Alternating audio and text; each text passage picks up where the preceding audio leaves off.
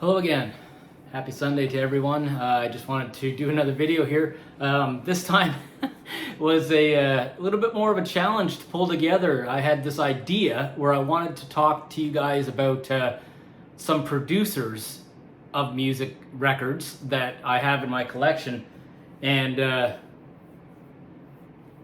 yeah, it was interesting digging through my stuff because I did come up with some cool stuff to show you and some sort of using that lane to grab something that I haven't shown already or something cool to talk to you about. So that's all right, but it took some time to sort of capitalize on that idea.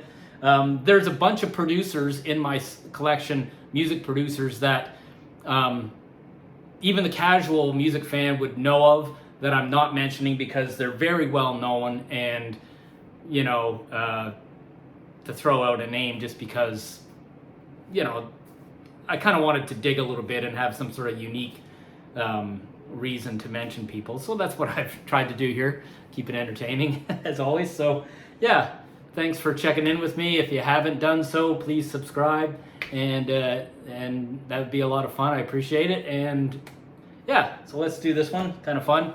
A mix of a few CDs and mostly vinyl records in my collection I wanted to show off and talk a little bit about. So first one I want to talk about is a fella named, and I'm going to butcher the name because he does have an interesting last name, but his name is, let's see if I get it right here, Nick Razkulinix.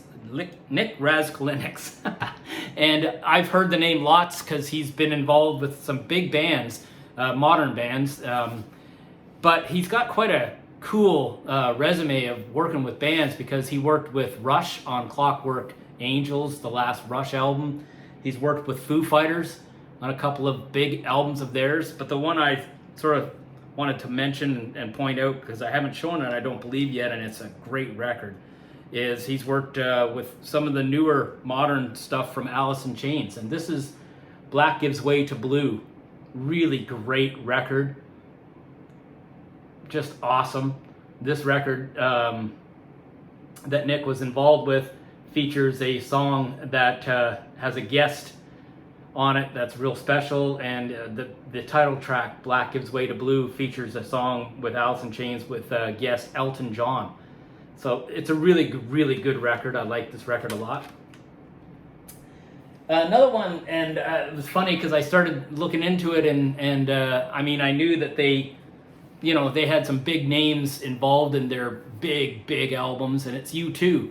I mean, Daniel Langlois and Brian Eno, Steve Lillywhite were involved in a bunch of their records, their big records. But the one I wanted to point out, because it's a real favorite of mine, is a U2 album called How to Dismantle an Atomic Bomb. What a fantastic record. And it's the fella named Steve Lillywhite that is the producer, listed as the lone producer on this particular record. What a great record. It's one of my absolute favorite U2 records. Vertigo, Miracle Drug, Sometimes You Can't Make It on Your Own, Love and Peace or Else, so much good stuff. Crumbs from Your Table, really a strong album. Another one, a big name that pretty well known to rock people is a guy named Ted Templeman, one of the big names. And he was involved in all the big Van Halen records back in the day. And he was also involved, funny enough, with a real thread with the Van Halen family and the Van Halen band and people associated with the band, because he was also involved with the Montrose album, which was a big album back in the day, and even Sammy Hagar's big album, VOA. I Can't Drive 55, VOA, Rock Is In My Blood, good record. Ted Templeman. That's a name associated to some big albums. And here's a couple of old vinyl records that I have that I just love. Guy named Tom Worman was the fella that was producer of these records, and I just wanted to show them because they're really cool band. Cheap Trick, and what a cool band. Unique, fun, really good rock band. This is a couple of old records that I added to my set from my Uncle John's collection that have a, they're really cool stuff. This is in color, and if you flip it over, it's a black and white shot of the other two guys, the quirky two fellas on their little moped bikes, and then the cool two guys on the big bikes. So these are two old cheap trick records by the band with the same producer, Tom Worman. I thought was cool. Now here's an interesting one for those rockers and heavy music guys and metal guys like me that grew up with the band Iron Maiden. Very famous fella from the band is the producer Martin Birch, and he's very famous. And I was looking through my stuff, and a record that I've always loved that's in my collection, has been with me a long time, is a band called Whitesnake. And this is a cool album called Slide It In. Producer, Martin Birch. I didn't realize it until I started looking into it, but this is a cool record. Slow and easy. Love Ain't No Stranger, Guilty of Love, Standing in the Shadow. What a great record. So he's got some great stuff on his resume. Now this one I've already shown once before. I added it from Uncle John's collection, and it's a very famous record, of course, but I wanted to show it again. Bat Out of Hell. And the reason I wanted to show it is because, of course, it's Meatloaf, and his partner that arranged all the stuff, Jim Steinman. But the reason I wanted to show it is produced, engineered, and mixed by Todd Rundgren. So talk about, an absolute guarantee to make it big, this record, with Todd Rundgren involved like that. Wow. Here's an old record of mine that's been in my set a very long time. It's a cool, special, kind of early metal guitar great record, and it's fantastic, by a real guitar slinger, Yngwie Malmsteen. Very famous guitar god, if you want to say, big axe guy.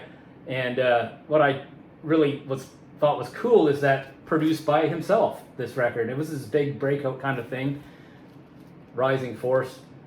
He does still have a career going on, and I just thought it was cool when I saw that, oh, he also produced this thing. What a talent. Now here's a new record in my collection, brand new, one of my newer stuff that I added recently because I'm really into this band and I wanted to show it. It's the National record. First Two Pages of Frankenstein is the name of the record.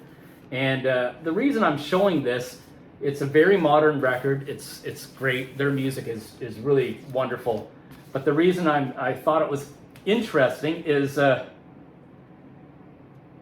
it was recorded down in a place called Hudson Valley, New York, and I mean that's not far from Ontario, Toronto, Ontario, and it's also the home of the Sea of Tranquility YouTube site that I watch all the time. So I thought that was pretty funny.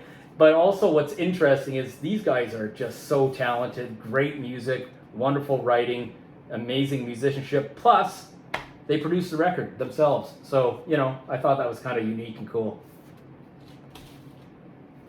Here's another very old one in my collection.